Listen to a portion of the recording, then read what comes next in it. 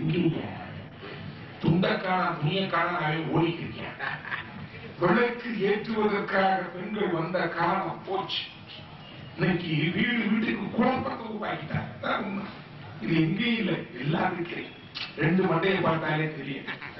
மண்டையுடைய கீழே வேற கொஞ்சம் பாடத்தையும் நான் எடுத்து அப்படி சீவு எடுத்து சீவுனா அம்மா சொல்லுவேன், என் பிள்ளைக்கு சுருளு புடி அப்படியே 2 பக்கமும் சார போடலாம். இப்ப மண்டையை பார்த்து நல்லா தானா இருந்தேன். அவனை இப்படி ஆய்வுட்டியாக மாற்றினேன்.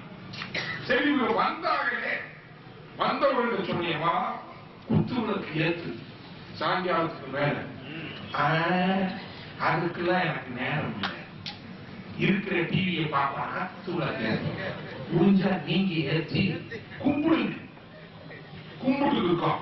அவர் சொன்னார், வீட்டுல கட்டு செட்டா இருக்காங்க, அவங்களுக்கு பேரு இல்லாத. ஏன் இல்லாத பேர் வச்சாங்க தெரியுமா? சொல்லுங்கய்யா. இல்ல இல்ல இல்ல என்ன இல்ல, எது எடுத்தாலும் இல்ல. நம்ம வீட்டுல போவேன், அப்புறத்தான் கையில கை வைப்பேன், சோத்துல குழைச்சிட்டு போய் கழிச்சிட்டு போவேன். என்னங்க உங்களுக்கு அரிசி இல்ல, மண்ணெண்ணெய் இல்ல, எண்ணெய் இல்ல, பருப்பு இல்ல, அப்படி சொல்லாதமா. நிறைஞ்ச வீட்டுல இல்லைன்னு சொல்லாது, இருக்குன்னு சொல்லு. நம்ம அம்மா மரணா போய் அரிசி தப்பா காலியா இருக்குங்க, எண்ணெய் காலியா இருக்குங்க, பருப்பு டின்னு காலியா இருக்குங்க. அன்னைக்கு பிடிச்சிச்சியா எங்களுக்கு இருக்கு. அனுபவ ரீதியா இன்னைக்கு இருக்கக்கூடியவங்க எல்லாம் சூழலை மாறிட்டாங்க. கோவில்களுக்கு இன்றைக்கு வரக்கூடிய சூழல்ல வீட்டுக்கு வெள்ளிக்கிழமை விளக்கேற்ற மருமக வரான்னு சொல்றாங்க, நீங்க என்ன ஏத்துறதுல இருக்கீங்க? நல்லவங்க காலை இன்னைக்கு வச்சாங்களோ அன்னைக்கு ஒரு வீடு 3 வீடு ஆகி போச்சு. உள்ள நுழைஞ்சு காலை வச்ச அன்னைக்கு அத்தா உங்களைத்தான் யாரு வீட்டுல சொல்றாங்க? எல்லா வீட்லயும் 1ஆம் தேதி சொல்லுவாங்க. போவோமா, தனி கொடுத்தானே இப்படியே போயிடுவோம். பார்த்து பார்த்து கட்டி வச்சாங்க. பார்த்து அப்படி ஒரு பொண்ணுடா கட்டுறான், அவனே கட்டுறேன். அவன் நாமத்தை போட்டேங்க. அன்னைக்கு தான் என் காலில் குண்டகுடி காவல் எடுத்தாங்க. 48 நாள் மட்டும்தான் எங்களுக்கு மரியாதை. அன்னைக்கு மக்கள் வாங்க சாமி, உட்காருங்க சாமி, சாப்பிடுங்க சாமி, சக்தி விடுங்க சாமி, சக்தி விடுங்க சாமி. அது அப்படியே எங்கால் கண்டி பண்ணேன். முருகன் கோயில் வரைக்கும் அப்படியே ஒரு 142 நாள் போவோம். அப்படியா மறுவாடு கிடைக்கும். இதெல்லாம் நான் அனுபவ ரீதியா பெற்றதை சொல்றேன், இல்லாத சொல்றது. எங்க ஆளுங்க இதெல்லாம் பொறுத்து பொறுத்து பொறுத்து நம்ம சிவபெருமான் பாதியை கொடுத்திருந்தாங்க, முழுசையும் கொடுத்தேன். இறைவனை கொடுத்து இவர்களை பெருமைப்படுத்திய காட்சியை நான் பார்த்திருக்கோம். இந்த கலியுகத்துல என்ன நடந்துட்டு இருக்கு பார்க்க. கிருதயுகத்துல ஞானத்தினால் முக்தி, கிருதாயுகத்துல ஞானத்தினால் முக்தி, திரேதாயுகத்துல தானத்தால் முக்தி, துவாபர யுகத்துல யாகத்தால் முக்தி, இன்னைக்கு கலியுகத்துல பக்தினால்தான் சார் முக்தி. பக்தி இல்லைன்னா முக்தி கிடையாது, தெற்காக சொல்லணும். ஆனா இந்த பக்தியை எப்படி செலுத்துவது இது முக்கியம். இறைவனை வழிபடுவதற்கென்று ஒரு நோக்கத்தை உருவாக்கி வைத்திருக்கிறார்கள் பெருமக்கள், பக்தர் ஊழியர். ஆண்டவன் அன்பிற்கு மட்டுமே உருவானார். கரெக்டா 1.5 வயசு 2 வயசு ஆனா போதும், பிரிக்கேஜ்ல கொண்டு தள்ளினேன். போ அன்புனா என்னன்னு தெரியாது. அந்த பணம் மட்டுமே வாழ்க்கையை நினைக்கிற காலத்துல சொல்ல வேணாமா, நீ வேலைக்கு போட வேணாம், வீட்டுல இரு, இந்த பிள்ளைய பார்த்துட்டேன், நான் வேலைக்கு போடல. அப்புறம் புதுசா வந்த பட்டிச்சேரி யார் இருப்பா? தொட்டு தொடரும் ஒரு 10 பாரம்பரியம்.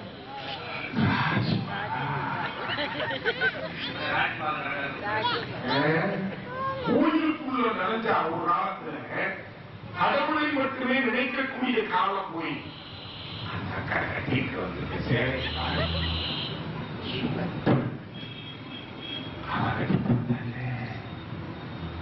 ஆடை அணிகளும் ஆடவரங்களை ஆண்ட ஆண்டவன் திரும்புவதில்லை. தெய்வம் இருப்பது எங்கே? அது இங்கே வேறெங்கே?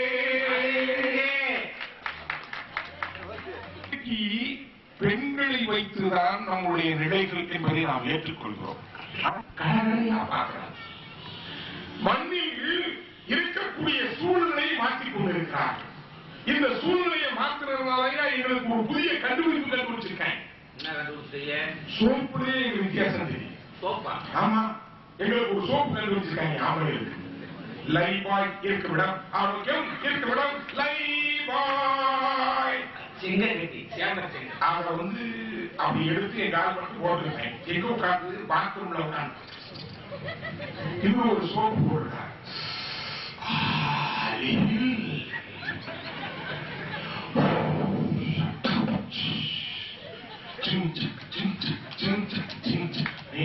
கருக்கு மின்னல் அடிக்கு எங்க போகுது அந்தமா அருவியில போய் குடிச்சுக்கிறது. எது போட்டு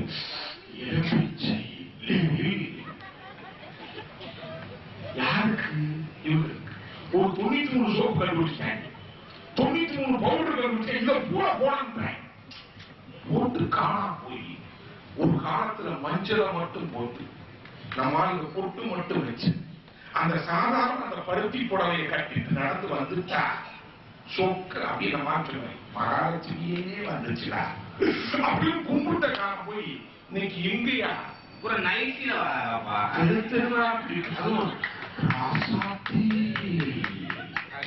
அந்த மாதிரி இருந்து வந்து எங்களுக்கே புரியல. 999 போஸ்ட்ல வந்து நிக்கிது. நம்ம அதை கூட அதுதான் வேணும். அது 700 ரூபாய். அன்னைக்கு காலா போனாங்க என் காலுக்கு. துன்பப்பட்டு துயரப்பட்டு வெக்கப்பட்டு வேதனைப்பட்டு பட்டு வாங்கி கொடுத்து கொண்ட பேர் பட்டுன்னு போயிட்டேன். எங்க பத்தி இருக்கு? பட்டுச்சேல பத்தி இருக்கு. பட்டுல இருக்கக்கூடிய வேகம் வாங்கி கொடுப்பீங்களா மாட்டீங்களா? கொடுக்கிறேம்மா, கொடுக்கிறேன். இன்னைக்கு இந்த லஞ்சத்தை உருவாக்குறதுடைய அடிப்படை காரணம் யாருக்கு தெரியும்? நம்ம அடுத்த வீட்டுக்காரரை பாருங்க. சண்டை ஓட்டா அடிச்ச அடிச்சா மிக்சி கிரைண்டருக்கு ஒழிக்க காற்றா கிரைண்டர். நீ இருக்கிய போய் போய் எங்க அப்படி தட்டி விட்டாங்க பாருங்க. எனக்கு தெரியும். ஆட்சியார் கட்டி கொடுக்கறதுக்கே சொன்னாங்க. கஞ்சா பேசினாங்க.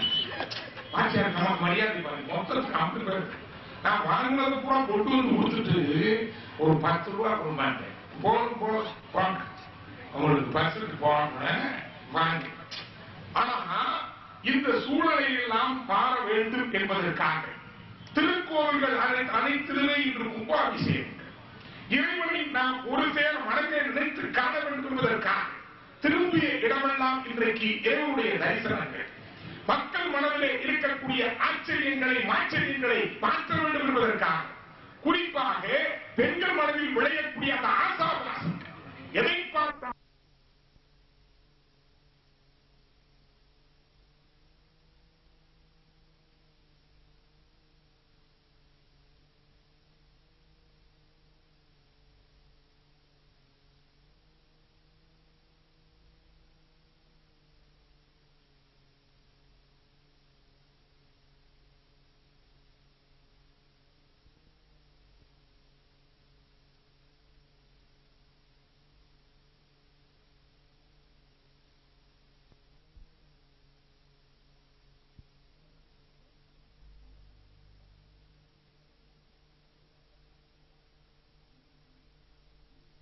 வாழ்ந்த காலம்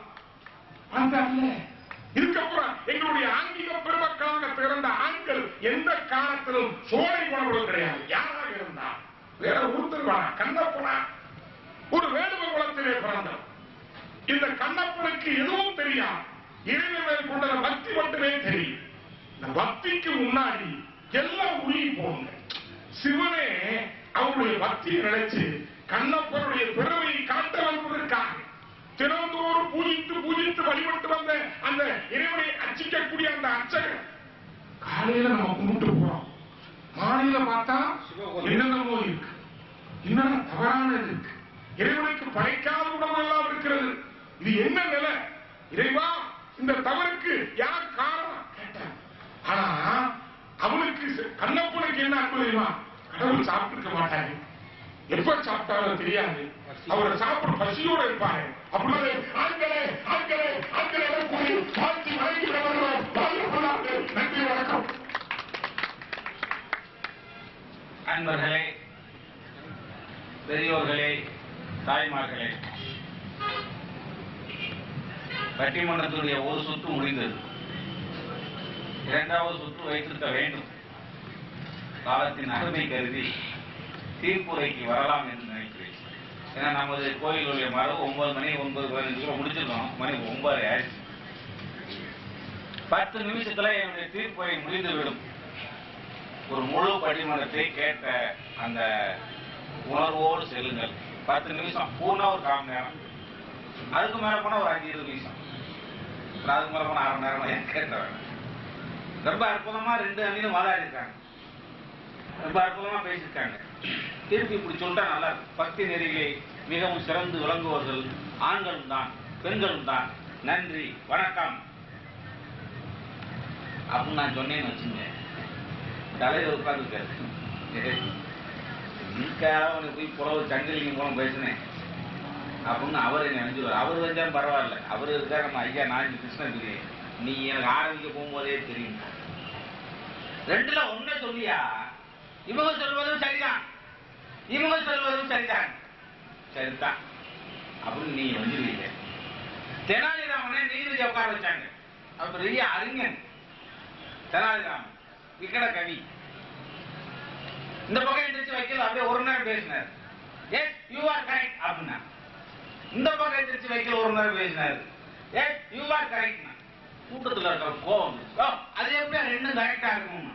எஸ் யூ ஆர் கரெக்ட்னா அப்படி திருப்பி சொல்லலாமா? அப்படின்னு சொல்ல முடியாது.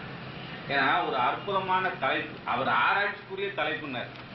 அந்த காலத்துல பக்தியில ஆண்கள் பெண்கள் போட்டி போட்டுக்கொண்டு பக்தி செய்யல, எல்லாருமே பக்தி செஞ்சாங்க.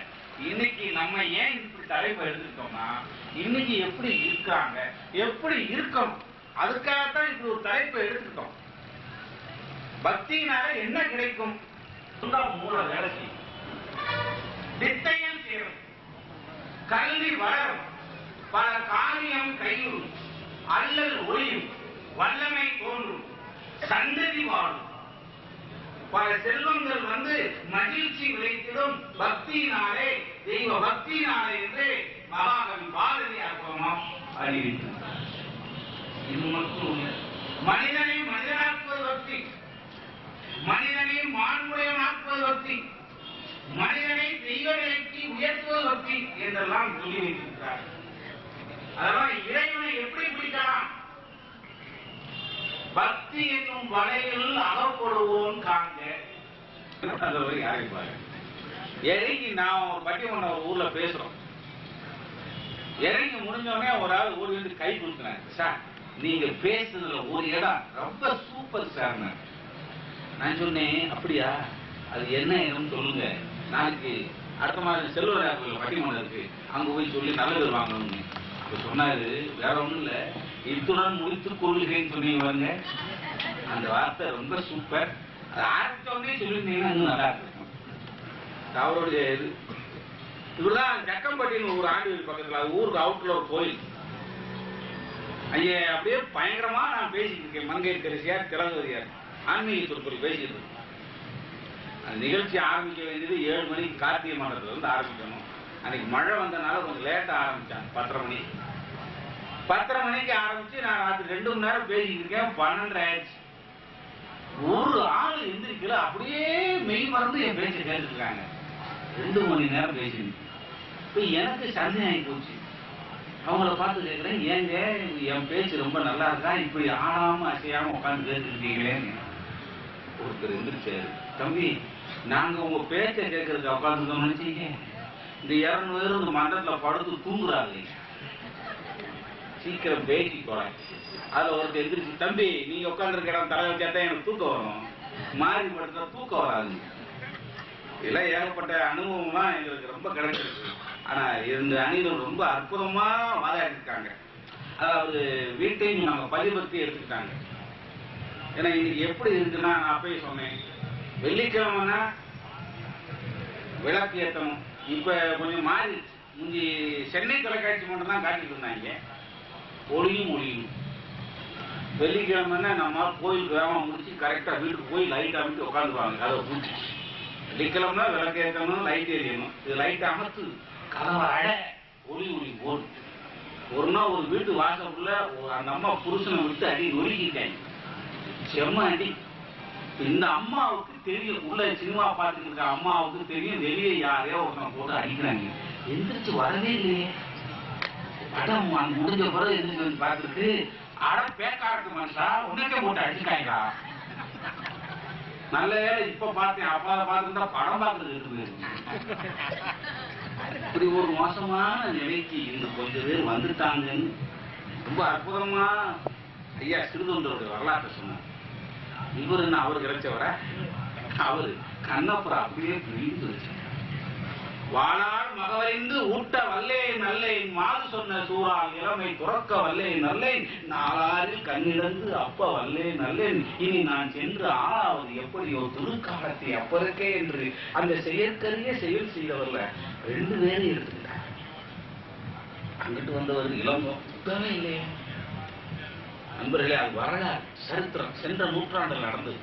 இந்த காளையார் கோவிலுடைய சொன்னார் பாருங்க, மருது சகோதரர்கள் அந்த வெள்ளையின் என்ன நினைத்தான், மருது சகோதரர்களை சரணடைய வைக்க வேண்டும் எனும் சதி திட்டம் தீட்டி பார்த்தான், முடியவில்லை, பிடிக்கவில்லை, ஒளிந்து கொண்டார்கள். கடைசியில ஒரு சதி திட்டம் செய்தான். இந்த காளையார் கோவில் நாளை காலைக்குள் இந்த மருது சகோதரர்கள் சரணடையாவிட்டால் வெடிகுண்டு வைத்து தகர்க்கப்படும் என்று அறிவித்தான். யாரு? அந்த மருது சகோதரர்கள் இருவரும் சரணடையாவிட்டால் அவர்களால் கட்டப்பட்ட கலை பொக்கிஷமாக விளங்கக்கூடிய அந்த காளையார் கோயில் கோபுரம் வெடிகுண்டு வைத்து தகர்க்கப்படும், பீரங்கியாலே முற்றிலையிடப்படும் என்று சொன்ன உடனே எங்கள் உயிர் வெள்ள வெள்ள நாங்கள் கட்டிய இந்த கோயில் தான் முக்கியம் என்று சொல்லி சரணடைந்து தங்களுடைய உயிரை கொடுத்தார்களே மருது சகோதரர்கள். இந்த வரலாற்றை ரொம்ப அற்புதமா சொன்னார். அதுல அந்த கோவிலுடைய சிற்பி வரலாறு சொன்னார். ஒரு நாள் அந்த அரச பதவியை வாங்கி, ஏன் அரச பதவியை வாங்கினா அவ்வளவு பேரும் கோச்சான். கடைசியில் தான் தெரிஞ்சது அந்த கோயில் வெள்ளோட்டம், அந்த பேர் வெள்ளோட்டம் வருகின்ற பொழுது அந்த நாட்டை ஆளுகின்ற மன்னன் இறப்பான். தானே மன்னனாக இருந்து தானே தேரை வடிவமைத்து தானே இறந்து ஒரு அற்புதமான தியாக வரலாறு இவங்க சொல்லியிருக்காங்க.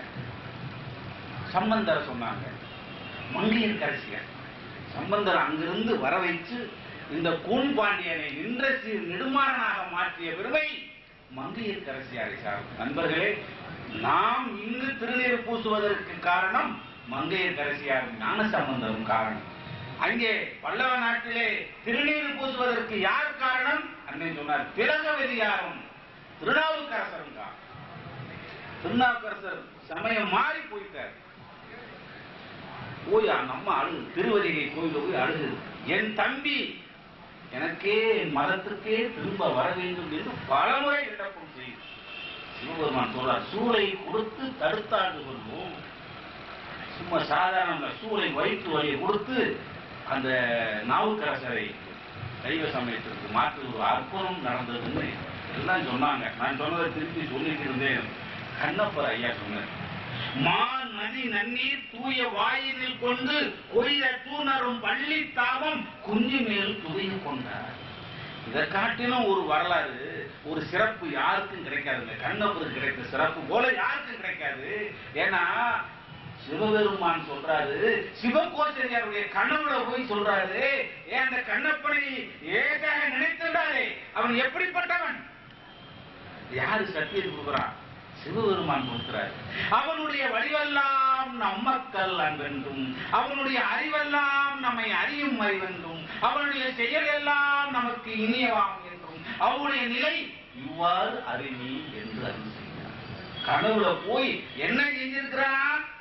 கண்ணப்பா நீ செய்யறது தப்புப்பா, பூதாண்டா போடணும், அதை கையில கொண்டு வாடான்னு சொல்லலாம்ல. சிவபோஜாருடைய கனவுல போய் அவனுடைய நிலை நீ நாளைக்கு பாரு என்று சொல்லி அதாவது அருள் கொடுத்தார் பாருங்க. பேரு திண்ணன். யாரு கொடுக்கிறாராம்? கண்ணப்பன்ற பேரு சிவபெருமான் கூட. நில் கண்ணப்ப நில் கண்ணப்ப நில் கண்ணப்ப 3 முறை நில். என் வளர்த்த பேரு இனி இதன் மேல் உண்டோ எம்பிரான் திருக்கண்ணில் வந்த அற்புதமா இருவர் செய்கிறார். என் வளத்தில் மாறியாய் நிற்க, என் வளத்திலே நீ நிற்கக்கூடிய அருளை கொடுத்தார். அற்புதமா சொன்னார். ஆனா ஐயா விடல. காரைக்கால் அம்மையார், காரைக்கால் அம்மையாருடைய வரலாறு அற்புதமான வரலாறு. தாயும் தந்தையும் இல்லாதவன், ஆனா அவரே தாயுமானவன், அவனே தாயாக இருக்கின்றான். எப்படி? பால் நினைந்தூட்டும் தாயினும் சாலப்பறிந்து பாவியனுடைய ஊரினை உருக்கி உள்ளொலி பிரிக்கி உழைப்பிலா ஆனந்தமாய தேடி சொல். இந்த செல்வமே சிவபெருமானே யாருடைய தொடர்ந்து சிக்கன விடுத்தேன் எங்கெழுந்து அருள்வதி. தாயில 3 வகை சொல்றாங்க. எப்படி 3 வகை? ஐயா சொன்னாங்க. கதவு, பாரதிதாசனுடைய கதவு. அது போல குழந்தைக்கு பசிக்குமே அப்படி நினைச்சு போய் பால் கொடுப்பாங்க. ஒரு தாள் குழந்தை அழுதும் காலம் கடந்து பால் கொடுப்பாங்க. 3 வகை தாயாக இருக்கிறார். ஆனால் சிவபெருமான் இருக்கிறாரே, அவரே தாயாக வந்து பிரசவித்த வரலாறு அந்த வரலாறு தெரியும். நீங்கள்லாம் கேட்பீங்க, நான் கதையை சொல்ல நேரம். இப்படிப்பட்ட அற்புதங்களை எல்லாம் நடத்தியிருக்கிறார் என்று இவர்கள் சொல்றார். கும்பாபிஷேகம் நடத்துற நிகழ்ச்சியா சொல்றேன். மெய்ப்பொருள் நாயனார் அவர் சிவமேடமே நினைத்தவர். பூசலார் நாயனார் அந்த நாட்டை ஆளக்கூடிய மன்னன் கும்பாபிஷேகத்துக்கு தேதி கொடுத்தான். சிவபெருமான் சொன்னாரு, உன் கும்பாபிஷேகத்துக்கு என்னால வர முடியாதுன்னு. ஏன் வர முடியாது? என் பக்தனுக்கு அன்னைக்கு நான் தேதி கொடுத்தேனப்பா. உன் பக்தன் இந்த கோயில் கட்டியிருக்கான? இல்லையே, கட்டியிருக்கிறான், போய் பாரு. விழித்து எழுந்து ஓடி வருகிறார். யாரு பூசலார் நாயனார் யார் என்று கேட்டு வருகிறார். அவரை காட்டுறாங்க. இவரா கோயில் கட்டினாரு? கோயில் கட்டியிருக்காரு, மனத்திலே கோயில் கட்டியிருக்காரு. ஏன்னா நான் இங்கேயே பேசும்போது சொல்லியிருக்கேன். ஒரு ஏழை விவசாயி தன் ஜாதகத்தை எடுத்துக்கொண்டு பக்கத்து ஊர்ல இருக்கக்கூடிய ஒரு சோசியரிடம் சென்றான். மாலை நேரம் சோசியர் அந்த ஜாதகத்தை வாங்கி கணக்கு போட்டு பார்க்கிறார். அன்று இரவுக்குள் அவனுக்கு மரணம். இன்னைக்கு ராத்திரி நீ செத்து போவேன்னு சொன்னா கிராமத்துக்காரன் தூக்கி போட்டு இவரை மீது கொண்டுட்டு போயிடுவான். தம்பி, மாலை நேரம் ஆயிட்டது, என் கண்ணு கொஞ்சம் மங்களா இருக்கு. அவர் சொல்றாரு, நாளையில காலையில வா, முதலாக நான் பார்த்து சொல்றேன். உடனே இவன் வெள்ளமானது வாங்கி வச்சுக்கிட்டு நேர போனா மழை வந்துருச்சு. ஒரு பாலடைந்த மண்டபத்துல நின்றுந்தான். அந்த மண்டபம் ஒரு இடிஞ்ச கோயில். அது அந்த கோயில் இடிஞ்ச நிலையில் உள்ள அந்த மண்டபத்துல பார்த்துக்கிட்டு அவன் யோசனை பண்ணனா, இந்த கோயில் இப்படி இடிஞ்சு கிடக்கிறதே, நான் ஒரு மிகுந்த செல்வனாக இருந்தால், நான் ஒரு பணக்காரனாக இருந்தால், இதற்கு அற்புதமாக ஒரு கருவறை அமைத்து அதில் தெய்வத்தை நிறுத்தி முன்மண்டபம் அமைத்து 14ஆம் மண்டபம் அமைத்து அதற்கு ஒரு ராஜகோபுரமும் அமைத்து இப்படி எல்லாம் கும்பாபிஷேகம் நடத்துவேன், இன்னார கொண்டு வந்து கும்பாபிஷேகம் நடத்துவேன் அப்படின்னு ஒரு கும்பாபிஷேக விழாவையே நடத்துவேன். அந்த நேரம் திடீர்னு மின்னல் மின்னுகிறது, இடி இடிக்கிறது. அந்த வெளிச்சத்திலே நேர தலைக்கு மேல பார்க்கிறான். ஒரு கருணாக பாம்பு படம் எடுத்து நிற்கிறது. ஐயோ பாம்பு என்று ஓடினான். அந்த மண்டபமே இடிந்து விழுந்தது. மறுநாள் காலையில நேர முதலாக போய் உட்கார்ந்தான். இப்ப சோசியர் ஆடிட்டார். இவர் ராத்திரி சாக வேண்டியவன் இன்னைக்கு உயிரோட வந்திருக்கானே, நம்ம கணக்கு எங்கேயும் தப்பு விட்டோம் சொல்லி அவர் திருப்பி கணக்கை போட்டு போட்டு பாக்குறாரு. கதை இல்ல, அவன் சாகுறதுதான் கதை. அவன் கேட்டான், ஒரு நேரம் மழுகிறோம், ஏன் என்ன விவரம், என்னமோ எங்க சொல்ல நினைக்கிறீங்க, அப்படி தெரிவிக்கிறீங்க, என்ன விவரம்? இல்ல, உன் ஜாதகக்கூடாது, நீ நேரத்தே போய் சேர்ந்திருக்கணுமேடா. அதுக்கு பரிகாரம் பார்த்தேன், பரிகாரம் செஞ்சிருக்க வழி இல்லை. ஏன்னா 10 ரூபா ஜாதகம் பார்க்கறதுக்கு 5 ரூபா தருவேன் என்ற மழு கட்டினேன். அதுவும் நீ செஞ்சிருக்க வாய்ப்பு இல்லை. என்ன பரிகாரம் இருக்கு? பெரிய கோயிலை கட்டி அதுக்கு ராஜகோபுரம் அமைத்து கும்பாபிஷேகம் செய்திருக்க வேண்டும் என்கின்ற ஒரு இது இருக்கிறது. அது நீ செய்திருக்கிற வாய்ப்பு இல்லை. இப்படி உயிரோட இருக்கிறையே என்று கேட்டதற்கு அவன் சொன்னானா, நேற்று மாலையிலே நான் முடிந்து போகும்போது இந்த நிகழ்ச்சி எல்லாம் நடந்தது என்று சொன்ன உடனே கற்பனையாலே அந்த கோயிலை அமைப்பது போல் நினைத்த அந்த கும்பாபிஷேகம் செய்வதாக கொடுத்ததே அவருடைய உயிரை காப்பாற்றியிருக்கிறது என்றால் உண்மையிலே கும்பாபிஷேகத்தை நடத்தி அந்த கும்பாபிஷேகத்திலே பங்கு கொண்டு அந்த கும்பாபிஷேகத்திலே இறைவனை வழிபட்டு அந்த புனித நீரில் மேலே தலையை தெளித்து இத்தகைய பொருளை பெற்றிருக்கிறீர்களே அருள் சொல்வதற்கு என்ன என்று சொல்வதற்கு எனக்கு தெரியாது. நின்ற ஊர் பூசல் அன்பன் நெறிவினால் நினைந்து செய்த நன்று நீடு ஆலயத்தில் நாளை நாம் புகுவோம். நீ இங்கு ஒன்றிய செயலை நாளை ஒழித்து பின்கொள்வாய் என்று சிவபெருமானே பூசலார் நாயனருக்காக மன்னருடைய கடவுளை போய் சொன்ன வரலாறு சொன்னாங்க. திருவாசகம் வெளிநாட்டிலிருந்து கிறிஸ்துவ சமயத்தை பரப்புவதற்காக இங்கு வந்த போப் நமது மதத்தில் இருக்கக்கூடிய அந்த திருவாசகத்தை படித்து நமச்சிவாயா வாழ்க, நானந்தாள் வாழ்க, இமை பொழுதும் எண்ணெஞ்சில் நீங்காதான் தாழ்வாழ்க என்ற வரிகள் உலகத்திலே எந்த ஒரு ஆன்மீகத்திலும் சொல்லப்படாத வரிகள் என்று சொல்லி அதை ஆங்கிலத்திலே மொழிபெயர்த்து கொடுத்தாரே, அது ஒரு ஆன்மாவுடைய வரலாறு தானே. இதெல்லாம் பார்க்கணும்.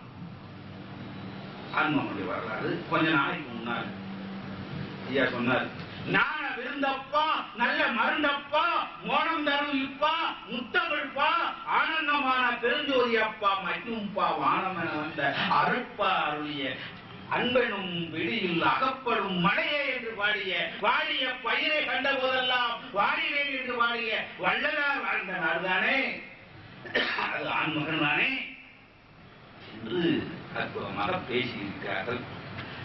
ஆனால் திருநாவுக்கரசரை ஒரு மிகப்பெரிய மனிதர் 87 ஆண்டுகள் இந்த காலத்திலே உழவாரப்படையை கையிலே ஏந்தி தொண்டு செய்த பெருமகனார். சிந்தை இடையரா அன்பும் திருமேனிதனில் அசைவும் கண்டை மிகையா கருத்தும் கை உழவார படையும் வந்தில் கண்ணீர் மழையும் வடிவில் பொழி திருநீரும் அந்தமில்லா திருவேடத் அரசு என்று போல்வாரை சீக்கிலார் பெருமான்.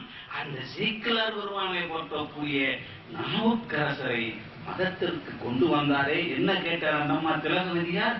ஆண்டருளின் நீராகில் அடியேன் பின் வந்தவனை ஈண்டு வினைப்பற சமய குழி நின்றும் எடுத்தருள வேண்டும் என்று அந்த திலகவதியார் கேட்காவிட்டால் திருநாவுக்கரசர் நகி இல்லையே. அவர் அங்க உட்கார்ந்து கோயந்தா பாடி இருக்க வேண்டியதான். எங்க சமண சமயத்தில் உட்கார்ந்து எதுவும் செய்ய முடியாது. ஒரு மலையில உட்கார்ந்து இருக்க வேண்டியதான். ரொம்ப அற்புதமா சொன்னாங்க இவங்க. ஆண்டாள் சொன்னாங்க. ஆண்டாள் வேதம் அனைத்திற்கும் வித்து. அந்த ஊரை சொல்லும் போதும் கூட ரொம்ப அற்புதம். எந்த ஊருக்கு இல்லாத பெருமை மதுரைக்கு உண்டு. ஏன்னா எல்லா ஊரும் மண். திருவாரூர் மண் நம்ம பறவை நாட்டியருக்காக இறைவன் தூது போனார். அதனால அந்த ஊருக்கு பெருமை இறைவன் நடந்த பெருமை உடையது.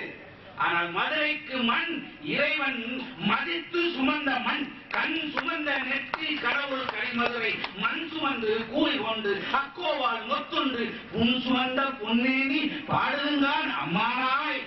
மதுரை மண் மதித்து சுமந்த மண். சுமந்த பாகம். ஆமையா ஆமையா. கோரை பிறந்த ஊர் கோவிந்தன் வாழும் ஊர். ஜோதிமணி மாடம் தோன்றும் ஊர். நீதியா நல்ல பக்தர் வாழும் ஊர். நான்மறைகள் ஓதும் ஊர். வெள்ளிப்புத்தூர் வேதக்கோன் ஊர். பாவங்கள் தீர்க்கும் பரமநடி காட்டும் வேதம் அனைத்திற்கும் வித்தாகும் கோரை தமிழ். ஐந்தும் அறியாத மாநிலரை வையம் சுமப்பது வம்பு. திருப்பாவை 30 அறியாத இந்த மக்களை வையம் சுமப்பது வம்பு என்று பாடியிருக்கிறார்களே, அது ஆண்டாள் பாட்டுக்கு கிடைத்த பெருமை அல்லவா? இல்லையே. இவர் சொன்னார் குலசேகர ஆழ்வார். அழகான பாட்டு. குலசேகர ஆழ்வார் போல யாரும் பாட முடியாது. நீனாய் பிறக்கணும் படியாய் கிடந்து செடியாய வல்வினைகள் தீர்க்கும் திருமாலை நெடியோனை வேங்கடவா நின் கோயிலில் வாசல் அடியாரும் வானவரும் அரம்பையரும் கிடந்து எங்கும் படியாய் கிடந்து அந்த பவளவாய் காந்தேனே என்று பாடினாரே. யார் நாட்டை அந்த மன்னன் பாடி ஒரு பாட்டை பாடி இருக்க முடியுமா? இதெல்லாம் சரிதான். இது ரெண்டையும் குழம்பிட்டு ஒன்றா கொண்டு வந்துருக்கேன். பெரியோர்களே, மிகப்பெரிய தஞ்சையை கோயிலை கட்டி வைத்தார் ராஜராஜ சோழன். ஆனால் அதற்கு பின்னாலே அவருடைய சகோதரியார் குந்தகை பிராட்டி. இல்லைன்னா ராஜராஜன் கோவில கட்டியிருக்க முடியாது. நாவுக்கரசருக்கு திலகரியார். இதை காட்டிலும் நமது நாட்டிலே 80க்கும் மேற்பட்ட கோயிலை கட்டினான் கூச்செங்கன் என்ற மன்னன். அவனை பெற்றெடுத்த தாய் இருக்கிறாரே கமலவதி, பிரசவிக்கின்ற பொழுது 2.5 நாளிகை கழிந்து இந்த குழந்தை பிறக்கும் என்றால் 80 நவக்கோயிலை திருக்கோயிலை கட்டுவான் என்று சொன்னதற்காக என் உயிர் போனால் பரவாயில்லை, என்னுடைய குழந்தை உயிர் பிழைக்கட்டும், சைவம் தழைக்கட்டும் என்பதற்காக தன்னுடைய நிலையை மாற்றி எங்கேயும் ஒரு வரலாறு கிடையாது. எந்த உலகத்தில் இருக்கிற சமயத்தில் அப்படி ஒரு வரலாறு கிடைக்காது. ஒரு மன்னனுடைய மனைவி அரசி என்ன செய்தால் காலை மேலே வைத்து தலையை கீழே வைத்து 2.5 நாளிகை அந்த பிரசவத்தை தள்ளி போட்டுகின்ற பொழுது குழந்தை முட்டி முட்டி கண்கள் சிவந்தத பிறந்தது குழந்தை. குழந்தையை பார்த்தால் என் மகன் செங்கனோ என்று சொன்னால் சொன்ன வாய் மூடியது, உயிரை விட்டார். தன் மகன் சிறந்த சிவபக்தனாக விளங்க வேண்டும் என்பதற்காக தன் உயிரை அர்ப்பணித்த நண்பர்களே, இப்படியெல்லாம் பெண்களுடைய வரலாறு தான். யாரு என்ன கேட்டாங்க? ஒரே ஒரு செய்தி. நம்மளாம் என்ன கேட்போம் கடவுள்கிட்ட? காரைக்கால் அம்மையார் கேட்டாங்க, இரவாத இன்ப அன்பு வேண்டி பின் வேண்டுகின்றார் பிறவாமை வேண்டும், பிறப்பு உண்டேல் உன்னை என்று மறவாமை வேண்டும். நற்றவா உன்னை நான் மறைக்கணும் சொல்லும் நான் நமச்சிவாயரை கேட்டார் ஒருத்தர். ஆனா குந்தியும் தெரியும். மகாபாரதத்துல குந்தி தெரியாதவங்க யாரும் கிடையாது. அந்த குந்தி கேட்டாரான், கண்ணா கண்ணன் கேட்கிறார் கடைசியில எல்லாம் முடிஞ்ச பிறகு, அத்தை உனக்கு என்ன வேணும்? என்ன வேணும்? கண்ணா எனக்கு துன்பங்கள் வந்து கொண்டே இருக்க வேண்டும். கண்ணை அசைஞ்சாரு. என்ன பொண்ணு வேணும், பொருள் வேணும், புண்ணியம் வேணும், பாவம் வேணும், அதெல்லாம் போகணும் கேட்பா. நீ என்ன கஷ்டங்கள் வந்து கொண்டே இருக்க வேண்டும் என்று கேட்கிறாயே, அத்தை மாற்றி கேட்டுட்டேன். இல்லை கண்ணா, இல்லை கண்ணா, எனக்கு கஷ்டங்கள் வந்து கொண்டே இருந்தால் அதை தீர்ப்பதற்காக நீ ஓடோடி வந்து கொண்டே இருப்பாய். உன்னுடைய தரிசனம் எனக்கு கிடைக்கும் கண்ணா. எனவே எனக்கு கஷ்டங்கள் வந்து கொண்டே இருக்க வேண்டும் என்று இறைவனை சோதனை காலத்திலும் தனக்கு துன்பம் வந்தாலும் பார்க்கக்கூடிய பேர் வேண்டும் என்று பாடியது ஒரு பெண், கேட்டது ஒரு பெண். எல்லாரும் நிற்க, ஆனால் காரைக்கால் அம்மையார் மட்டும் இருக்கக்கூடிய சிவபெருமான் அடியிலே உட்கார்ந்து இருக்கக்கூடிய பேர் பெற்றிருக்க காரணத்தினாலே இல்லம் என்று சொன்னால் வீட்டிலே அது மனைவினால் தான் முடியும். மனைக்கு விளக்கம் மறவார், மனையறத்தின் வேர் சொல்றார். எனவே இல்லம் என்று எடுத்துக்கிட்டாலும் சரி, பதிபக்தி என்று எடுத்துக்கிட்டாலும் சரி, தேசபக்தி அவன் சொல்லல, அவங்க தேசபக்தி சொல்லுவாங்கன்னு நினைச்சு. ஏன்னா பகத்சிங்கை தூக்கு போட்ட உடனே அந்த சாம்பலை எடுத்துக்கொண்டு ஒவ்வொரு பெண்ணும் தன் வயிற்றிலே பூஜி கொண்டார். பகத்சிங் நீ மீண்டும் என் வயிற்றிலே வந்து பிறக்க வேண்டும் என்று தேசபக்தியும் சிறந்து விளங்கியவர். எனவே எந்த பக்தியாக இருந்தாலும் சரி, பக்தி நெறியிலே சிறந்து விளங்குபவர்கள் பெண்களே பெண்களே பெண்களே என்று தீர்ப்பு கூறி வாய்ப்புக்கு நன்றி கூறி வணங்கி விடைபெறுகிறேன். உங்களுடைய பாதங்களை தொட்டு வணங்கி விடைபெறுகிறேன். நன்றி, வணக்கம்.